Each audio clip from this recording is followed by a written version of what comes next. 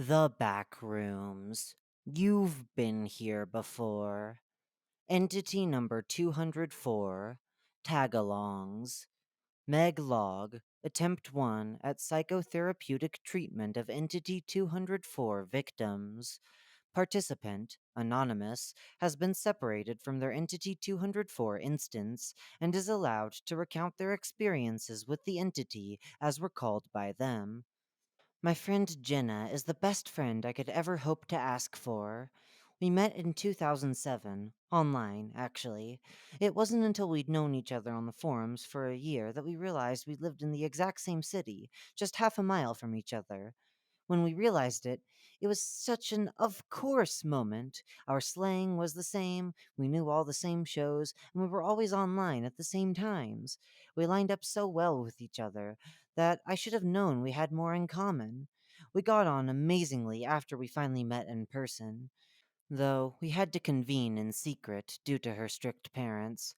We would meet up in the park, talk for a few hours, and do it all over again the next day. It was the highlight of my week. I can't imagine her shock when, one day, I never showed up. I disappeared from the world. Habitats. Majority. Image caption. A tagalong photographed with a wanderer. Description: Entity 204, known as Tagalongs, are humanoid entities that exhibit a parasitic relationship with humans. They resemble humans closely when viewed from afar or in peripheral vision, though unnatural and disturbing features reveal themselves upon further inspection. Behaviors: Tagalongs are found near human bases and communities, though they can survive independently without sustenance for prolonged periods. Footnote: A rudimentary camp set up in a small room on level 1, habitable zone, claims to have kept a tagalong confined to a cage for 5 days before coming to the Meg to request assistance. End footnote. Though the entities do not need food or drink to survive, they will consume any that is given to them in an apparent bid to mimic human behavior. This is usually discomforting to watch due to the tagalong's strange facial structure and unnatural movements. It should be noted that tagalongs do not sleep. Humans who attempt to interact with a tagalong will begin to exhibit selective memory loss and confusion, and will begin to believe that the tagalong in question is another human being. After this happens, the human is considered infected and is not to be interacted with further. Footnote: These individuals are to be considered lost. Interaction may prove painful for both parties and will achieve nothing. End footnote. Propagation. Image caption. A tagalong merging with a wanderer. Tagalongs propagate through a process of infection, wherein the human host is lulled into a sense of security and familiarity, and then merged with. The host will begin to recognize the tagalong as a friend or family member, or construct new memories of such people to line up with the tagalong's appearance. During this time, the parasitic tagalong will stay extremely close to its host, maintaining constant physical contact if possible, usually by standing directly next to them and having their heads, hands, or sides touch. During this initial stage of propagation, the tagalong's mimicking of human behavior ceases and the entity becomes dormant, though the host will continue to engage in one sided conversations with the entity.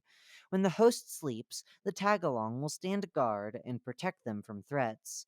Over time, individuals experience prominent headaches, hearing and sight loss, and even full loss of awareness of their situation. Many end up believing that they are located within the front rooms.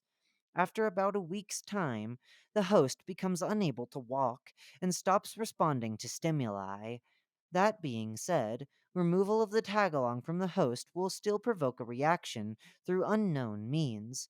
Shortly after this, the tagalong will physically merge with the host, transforming them into a second tagalong. The two detach following this and go their separate ways. Biology. Though Tagalongs resemble their previous human forms quite closely, retaining distinctive attributes, they do not retain any previously held intelligence or memory. Interactions between Tagalongs and host individuals do not necessarily line up with the Tagalong's previously held personality. Tagalongs, when dissected, are found to be filled entirely with coagulated human blood. They do not contain any internal organs whatsoever, aside from what is outwardly visual. Footnote: nostrils, mouth, and throat. End footnote. Survival Guide. Do not trust any human beings you recognize from your life back home until you have verified with another individual that they are who they say they are and are not a tagalong or another mimic entity. Do not interact with people if you are alone, unless desperate. Keep a close eye on anybody you come across. If in doubt, get out. Interacting with humans you think you recognize can prove beneficial if your instincts do not deceive you, but carefulness is key. Continued. When we met up in the back rooms after years of separation, my heart skipped a beat.